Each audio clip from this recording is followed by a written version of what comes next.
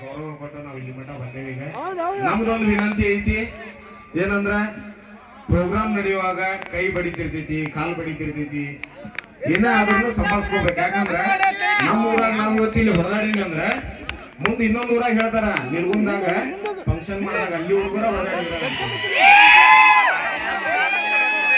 ನಮ್ಮೂರ ಹೆಸರ ಚಂದ ಇರ್ಬೇಕಂದ್ರೆ ನಾವು ಚಂದ ಪ್ರೋಗ್ರಾಮ್ ಮಾಡಿ ಕೊಡ್ಬೇಕ. ಏನಂತೀರಿ ಇದಕ್ಕೆ?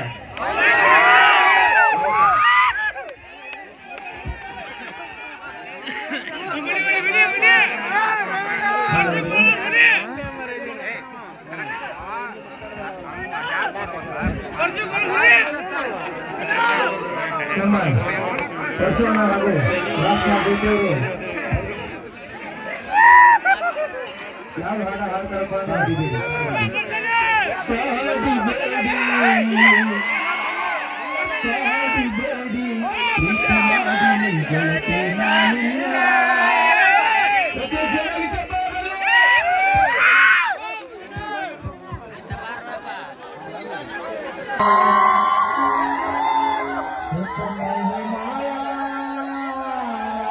ಎಲ್ಲ ಅಣ್ಣತಮ್ಮರಿಗೂ ನಮಸ್ಕಾರ.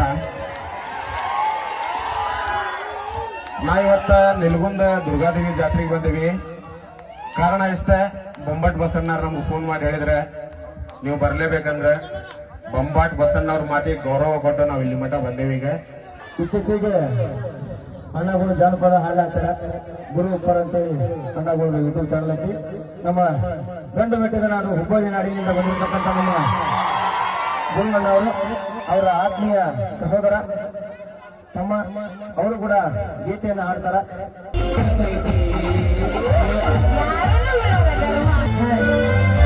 ಪರಶುವಣ್ಣಗ ಧನ್ಯವಾದ ಹೇಳ್ತೀನಿ. ಯಾಕಂದ್ರೆ ಡಾಕ್ಟರ್ ಬಾಬಾ ಸಾಹೇಬ್ ಅಂಬೇಡ್ಕರ್ ಅವರ ಹಾಡು ಹಾಡಿದ್ರೆ.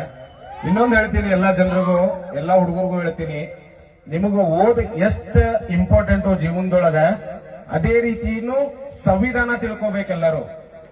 ಯಾಕೆ ತಿಳ್ಕೊಬೇಕಂದ್ರೆ ನಿಮಗ್ ಯಾರೇ ಅನ್ಯಾಯ ಮಾಡಿದ್ರು ನೀವು ಎದುರ್ಸಾಕ್ ಬರ್ತೈತಿ, ಸಂವಿಧಾನ ನಿಮಗ್ ಗೊತ್ತಿದ್ರ. ನಾವಿಬ್ಬರು ತಿರುಗಿದ ಜಾಗಕ್ಕೆಲ್ಲ